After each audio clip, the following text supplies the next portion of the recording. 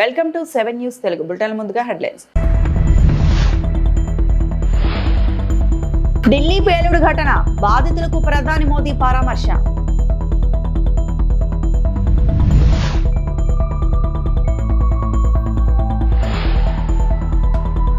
రెండు 2029 నాటికి ప్రతి పేదవాడికి సొంతిల్లు, ఏపీ సీఎం చంద్రబాబు.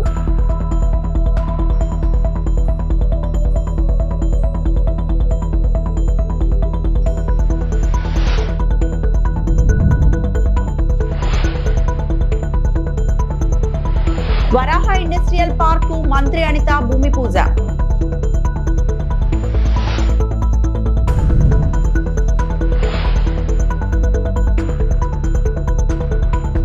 ఢిల్లీలో ఎర్రకోట సమీపంలో చోటు చేసుకున్న కారు పేలుడు ఘటనలో గాయపడిన వారిని ప్రధానమంత్రి నరేంద్ర మోడీ పరామర్శించారు.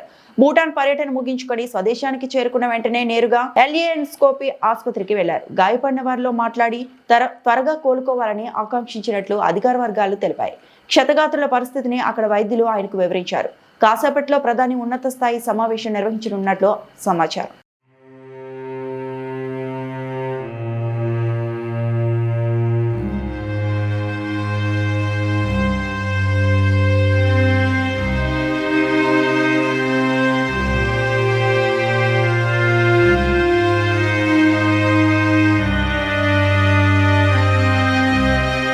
మహిళలను పారిశ్రామికవేత్తలుగా తయారు చేసి బాధ్యత తనదని సీఎం చంద్రబాబు అన్నారు. 2029 నాటికి ప్రతి పేదవాడికి సొంతిల్లు ఉండాలనేది ప్రభుత్వ లక్ష్యమని చెప్పారు. ఏపీలో 3 లక్షల ఇళ్ల గృహప్రవేశాలకు సీఎం శ్రీకారం చుట్టారు.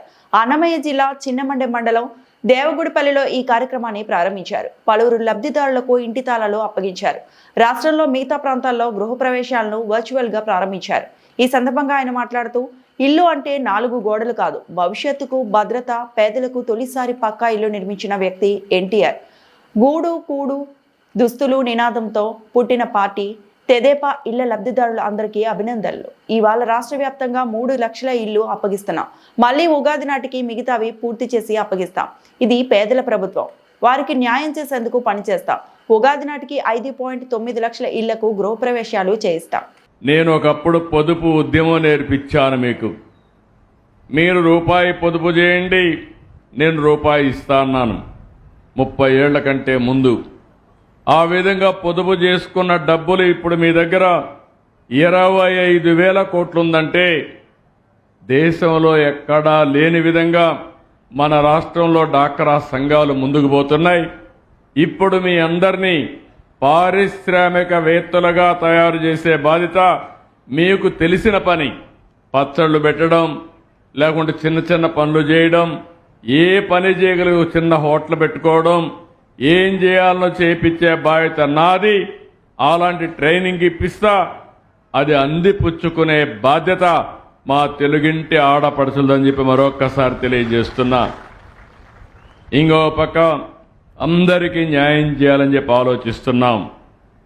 ఈరోజు నేను ఒకటే ఆలోచించాను, 2029కి ప్రతి పేదవాడికి సొంత ఇల్లు ఉండాలి. ఇదే కూటమి ప్రభుత్వం యొక్క ఆశయం. అది నెరవేర్చడానికి రాత్రింబగుళ్ళు పనిచేస్తున్నాం. ఇల్లంటే 4 గోడలు కాదు, ఆ విషయం మీరు గుర్తుపెట్టుకోవాలి. ఒక కుటుంబానికి గౌరవం, ఒక కుటుంబానికి సంతోషం, మీ భవిష్యత్తుకు నాంది, ఒక భద్రత, ఒక చిరునామా. మీరెక్కడున్నారంటే వేరే వాళ్ళ ఇంటి పేరు చెప్పాలంటే మీకు నామోషిగా ఉంటుంది. 2029కి ప్రతి ఒక్కరూ మీ సొంత ఇంట్లో మీరుండేట్టుగా చేసే బాధ్యత ఈ ప్రభుత్వాన్ని. సాంకేతిక పరిశోధనలో విద్యార్థులు మరింత ముందుకెళ్లాలని మంత్రి లోకేష్ పిలుపునిచ్చారు. అమరావతిలో విఐటి ఏపీ వర్సిటీలో నిర్వహించిన CII-SR హైయర్ ఎడ్యుకేషన్ క్లాంకేవ్ లో మంత్రి లోకేష్ పాల్గొన్నారు. The vision set here is reimagining higher education for India's $5 trillion economy. We should be thinking about our $30 trillion economy. India is going to achieve 5 trillion. Whether the leaders who are sitting here do what they're supposed to do or not, we will achieve $5 trillion economy.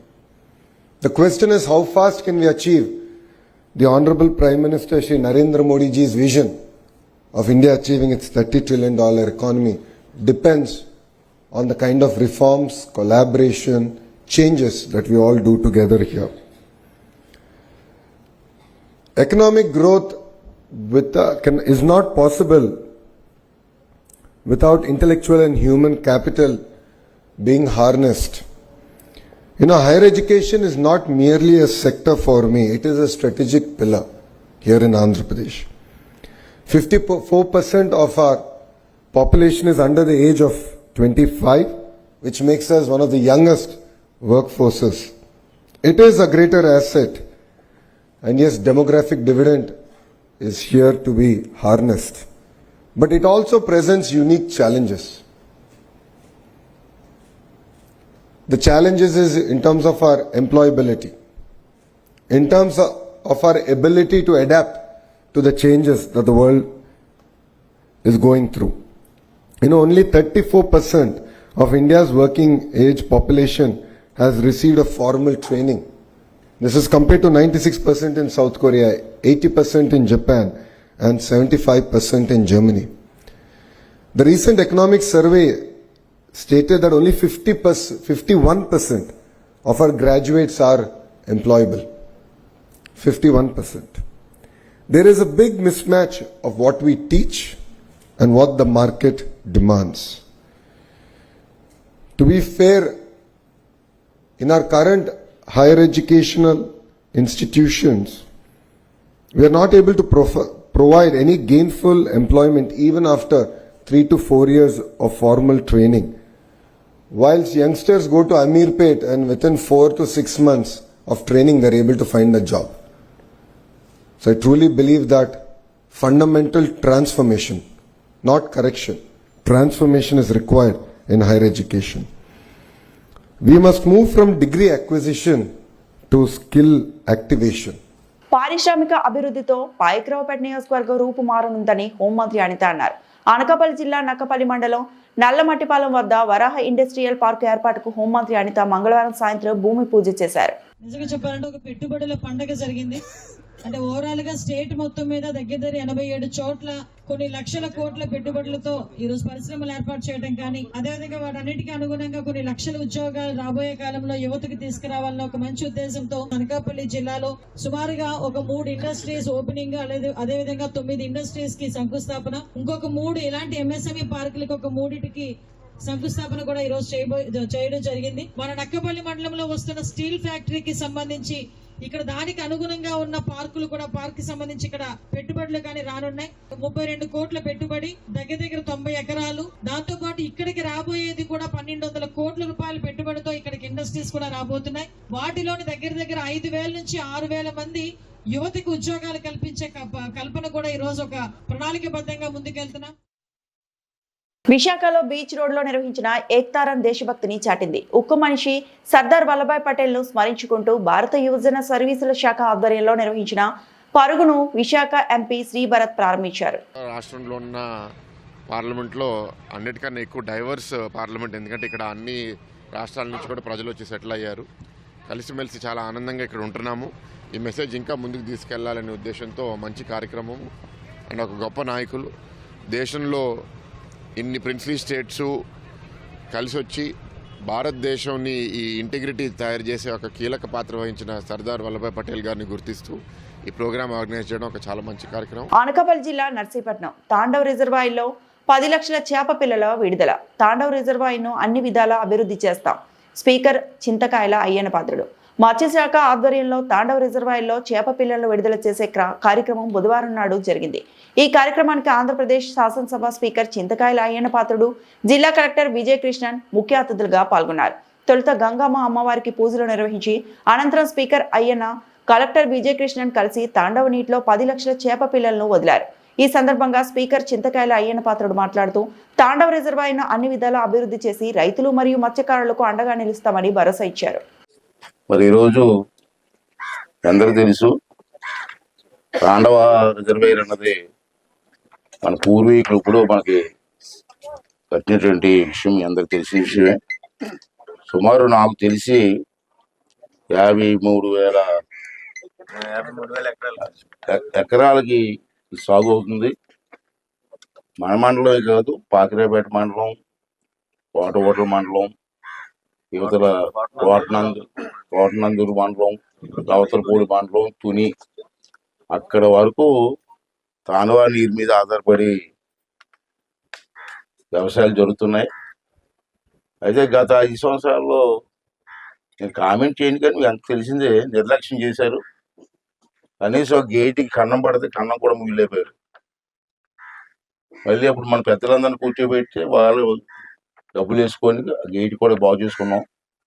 అయితే మొన్న మన ప్రభుత్వం వచ్చిన తర్వాత మరి అమ్మ బ్రహ్మాండం చేశారమ్మా.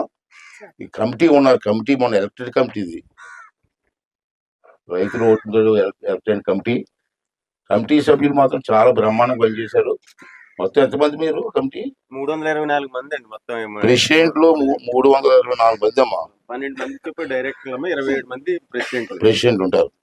ఈ పంటకి ఇబ్బంది లేకుండా మొత్తం కమిటీ వాళ్ళందరూ కూడా జాగ్రత్తగా పనిచేశారమ్మా. వాళ్ళందరినీ కూడా మనం అభినందించాల్సిన అవసరం కమిటీ వాళ్ళని.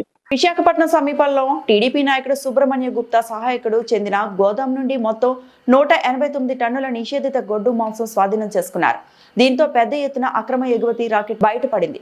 ఫోరెన్సిక్ పరీక్షల్లో ఆ మాంసం గేదె మాంసం ముసుగులో గల్ఫ్ దేశాలకు ఎగుమతి అవుతున్న గొడ్డు మాంసం అని నిర్ధారించబడింది.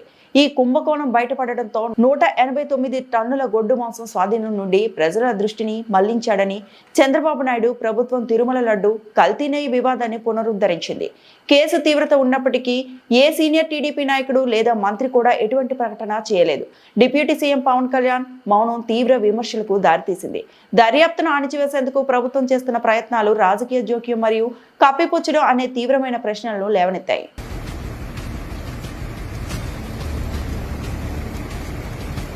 ప్రైవేటీకరణ జరుగుతోందంటే అభివృద్ధి జరుగుతుందని అర్థమని తాడిపత్రి ఎమ్మెల్యే జేసీ అశ్మిత్ రెడ్డి తెలిపారు. అసలు వైసీపీ పార్టీ చేస్తున్న కోటి సంతకాల సేకరణ ఏమీ అవసరమని, 1980లోనే మన దేశం పారిశ్రామికంగా అభివృద్ధి చెందిందంటే దానికి కారణం ప్రైవేటీకరణ వల్లే సాధ్యమైందని అస్మిత్ రెడ్డి అన్నారు. ప్రైవేటీకరణ వల్ల ఏమి నష్టం ఉందని వైసీపీ నాయకులను ఆయన ప్రశ్నించారు. తమ ప్రభుత్వం అభివృద్ధి అని ముందుకు వెళ్తుంటే వైసీపీ నాయకులు ఇంకా ఫ్యాక్షన్ చేస్తామంటూ ముందుకు పోతున్నారని, తాడిపత్రి పట్టణంలో డ్రైనేజీ పనుల నిమిత్తం దాదాపు 11 కోట్ల నిధులు మంజూరు అయ్యాయని, త్వరలోనే డ్రైనేజీ సమస్యలు లేకుండా చేస్తానని ఎమ్మెల్యే జేసీ అశ్మిత్ రెడ్డి తెలిపారు. డ్రైనేజీ క్లీనింగ్ కోసం 90 లక్షలు విలువ చేసే అత్యాధునికమైన వాహనాలను తెచ్చామని, త్వరలోనే డ్రైనేజీ సమస్య పూర్తిగా అవుతుందని అశ్మిత్ రెడ్డి అన్నారు. ఇప్పుడు మీరు కూడా పోటా పోటీ అంటే ఎట్లా? మీరు కూడా 5 ఏళ్ళు తిరిగినారు కదా ఈ ఊర్లో, ఎట్లుండా పోయినసారి? మేమేదో అభివృద్ధి కార్యక్రమం చేస్తున్నాము, వాళ్ళు అభివృద్ధి జరగకుండా ఆపాలని చూస్తున్నారు. దేనికి కోటి సంతకాలు? దేనికి? మీరంతా తన్నులు తినలేదా? మీ ఇండ్ల పైకి కూడా వచ్చారు, గుర్తుందా? మళ్ళా దేనికా కోటి సంతకాలు?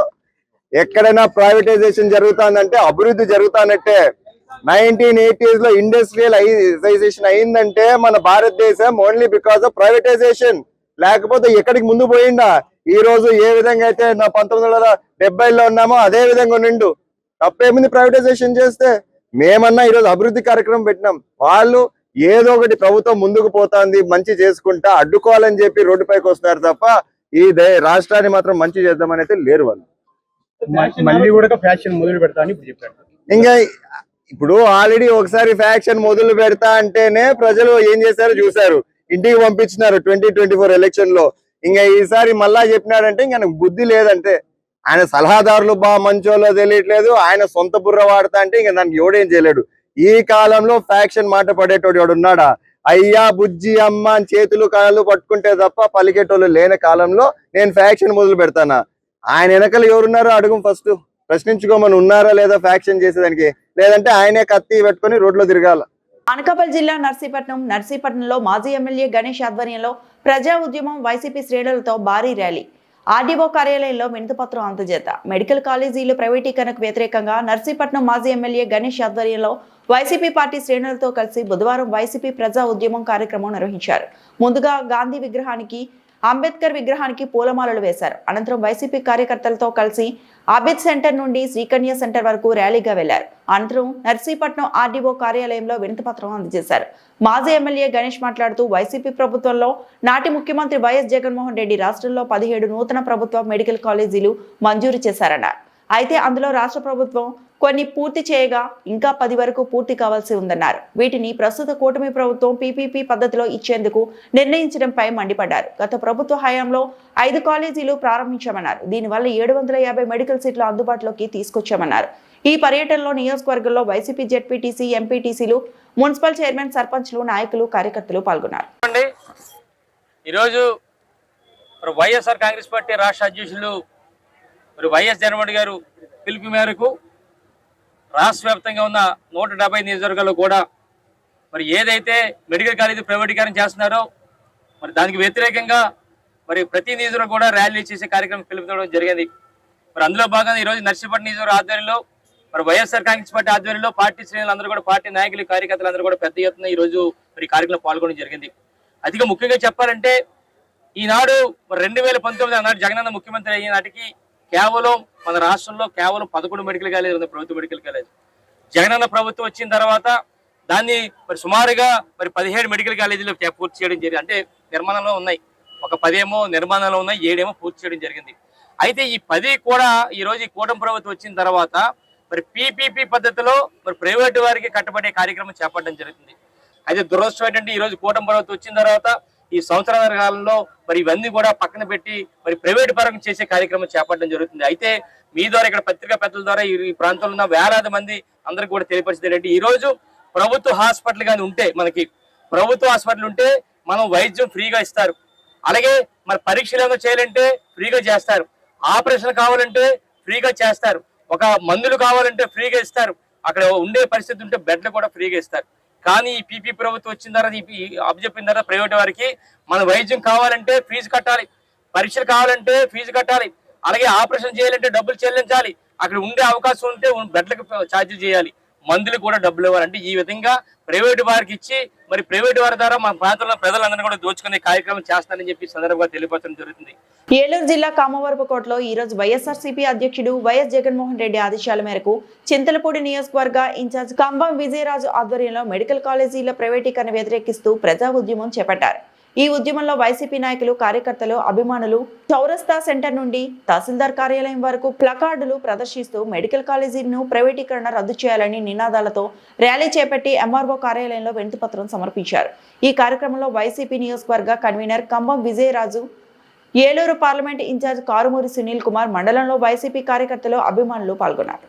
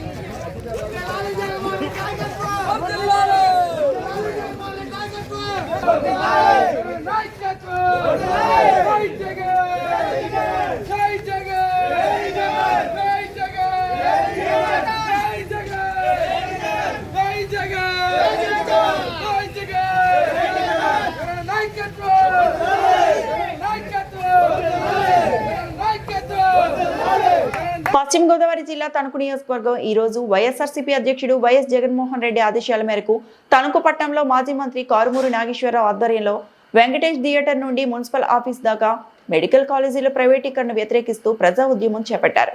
ఈ ఉద్యమంలో వైసీపీ నాయకులు, కార్యకర్తలు, అభిమానులు ప్లకార్డులు ప్రదర్శిస్తూ మెడికల్ కాలేజీని ప్రైవేటీకరణ రద్దు చేయాలని నినాదాలతో ర్యాలీ చేపట్టి ఎంఆర్ఓ కార్యాలయంలో వినతిపత్రం సమర్పించారు. ఈ కార్యక్రమంలో వైసీపీ కార్యకర్తలు, అభిమానులు పాల్గొన్నారు. మెడికల్ కాలేజీల్ని వ్యతిరేకంగా పీపీపీ అని మాకేం అర్థమవుతుంది, పీపీపీ ఏంటో ప్రతిదీ. మొన్న కూడా అదేదో 18 వాళ్ళకి డబ్బు అంటే పీపీపీలో పెట్టామన్నారు. ఈ పీపీపీ ఏంటో మాకు అర్థం కావట్లేదు. ఇది గవర్నమెంటే నడపాలి, గవర్నమెంట్ వల్లే పేదలకు మంచి జరుగుతుంది, మేలు జరుగుతుంది. ఎట్టి పరిస్థితుల్లోనూ కూడా మాకు ఇది ప్రైవేటు పరం కాకుండా గవర్నమెంటే మాట్లాడాలి. 2,46,000 కోట్లు అప్పు చేశారు, ఇది 5,000 కోట్లు ఖర్చు అవుతుంది. దీనివల్ల ఎంతోమంది పేద విద్యార్థులు డాక్టర్లు అవుతారు, పేదలకి అన్ని రకాల ఆపరేషన్లు జరుగుతాయి.